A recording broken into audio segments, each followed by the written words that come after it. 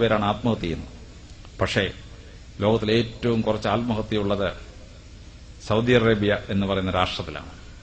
1,00,000 പേർ ഒരു കൊല്ലം ജീവിച്ചിരിക്കുമ്പോൾ 0.4 ഒന്നിൽ താഴെയാണ് അവിടുത്തെ ആത്മഹത്യ.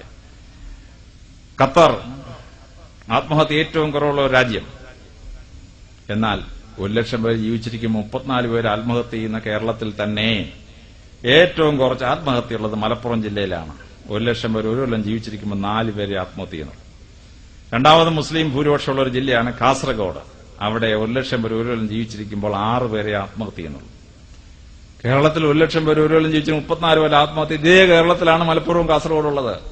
അവിടെ എന്തുകൊണ്ടാണ് ആത്മഹത്യ നടക്കാത്തത്? ഞാൻ അമ്പരന്ന് പോയി. ഞാൻ അവസാനം ഒരു മുസ്ലിം മുള്ളായോട് ഞാൻ പോയി ചോദിച്ചു, എന്താണ് ഇസ്ലാം മതത്തിൽ മാത്രം ആത്മഹത്യ ഇല്ലാതാവുന്നത്? അദ്ദേഹം പരിശുദ്ധ ഖുർആൻ അങ്ങോട്ട് തുറന്നു എന്നെ ഒരു പാസേജ് വായിച്ച് കേൾപ്പിച്ചു. എനിക്കിപ്പോ അതിന്റെ പേര് നമ്പറൊന്നും അറിയാൻ വയ്യ. അദ്ദേഹം വായിച്ച് കേൾപ്പിച്ചിട്ട് അതിന്റെ സാരാംശം പറഞ്ഞ് മനസ്സിലാക്കി. ആത്മഹത്യ ചെയ്യുന്നവന് ഇഹലോകവും പരലോകവും നഷ്ടപ്പെടുന്നു. പരലോകത്തിൽ ചെന്നാൽ നരകത്തിന് 7 ഭാഗം, അതിൽ ഏറ്റവും താഴത്തെ അറയിലാണ് ഈ ആത്മഹത്യ ഇതിനെ കൊണ്ടിടുന്നതെന്ന്. ഈ അറയുണ്ടോയെന്ന് ചോദിച്ചാൽ എനിക്കറിയാൻ വയ്യ. പക്ഷേ 7ാമത്തെ അറയിൽ അവനെ ഇടുമെന്നും ഇഹലോകവും പരലോകവും പോകുമെന്നും അവനെ ഞങ്ങൾ മദ്രസയിൽ വെച്ച് 4 വയസ്സുള്ളപ്പോഴേ ഞങ്ങൾ പറഞ്ഞ് പഠിപ്പിക്കും സാറേ എന്ന് പറഞ്ഞു. അതുകൊണ്ടാണ് ആത്മഹത്യ ഉണ്ടാവാത്തത്. ഇവിടെ ലക്ഷക്കണക്കിന് കോടിക്കണക്കിന് രൂപയാണ് ആത്മഹത്യ തടയാൻ വേണ്ടി ഗവൺമെന്റ് ചെലവാക്കുന്നത്, സോഷ്യൽ വെൽഫെയർ ഡിപ്പാർട്ട്മെന്റ് ചെലവാക്കുന്നത്. ഗവൺമെന്റ് ലക്ഷക്കണക്കിന് രൂപ ചെലവാക്കിയിട്ടും ഈ ആത്മഹത്യക്ക് ഒരു മാറ്റവും കേരളത്തിലില്ല. ഞാനിപ്പോ ജീവിച്ചിരിക്കുന്ന തൃശൂർ ജില്ലയിലാണ് ആത്മഹത്യയുടെ കേന്ദ്രം. 1041 ആത്മഹത്യ ഒരാണ്ടിൽ നടക്കുന്നത്. കൂട്ട ആത്മഹത്യ, അപ്പനും അമ്മയും മക്കളും കൂടെ ആത്മഹത്യ ചെയ്യുന്ന സംഭവം 7 എണ്ണം കഴിഞ്ഞ കൊല്ലം മാത്രം. ഇതേ കേരളത്തിൽ മുസ്ലിങ്ങൾ ജീവിക്കുമ്പോൾ മുസ്ലിങ്ങളുടെ എന്തുകൊണ്ട് ആത്മഹത്യ ഉണ്ടാവുന്നില്ല? ഇത്ര കുറച്ചുണ്ടാവുന്നു.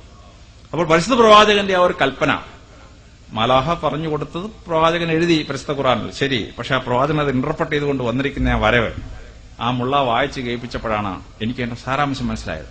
ഒരു സാമൂഹിക തിന്മ ഈ ലോകത്തുനിന്ന് ഇല്ലാതാക്കാൻ പരിശുദ്ധ പ്രവാചകന്റെ ഒരു കൽപ്പന വളരെ സിമ്പിളായിട്ടാണ് ആ പ്രോബ്ലം അദ്ദേഹം സോൾവ് ചെയ്യുന്നത്. അങ്ങനെ സോൾവ് ചെയ്തപ്പോ ലക്ഷക്കണക്കിന് ആത്മഹത്യകൾ ഈ ലോകത്ത് നിന്ന് ഇല്ലാതായി തീരുകയാണ്. നിയമം ഉണ്ടാക്കുമ്പോൾ നിയമം കാമരാജ് പണ്ട് ചോദിക്കുന്ന പോലെ ചട്ടം ആർക്ക് വേണ്ടി? ചട്ടം ജനങ്ങൾക്ക് വേണ്ടിയാണ്. ജനങ്ങൾക്ക് ഉപകരിക്കുന്ന രീതിയിൽ വേണം ചട്ടം ഉണ്ടാക്കേണ്ടത്. അങ്ങനെ ചട്ടം ഉണ്ടാക്കിയാൽ മാത്രമേ ആ നിയമം ശാശ്വതമായി ജനങ്ങളുടെ പ്രശ്നം പരിഹരിക്കുകയുള്ളൂ.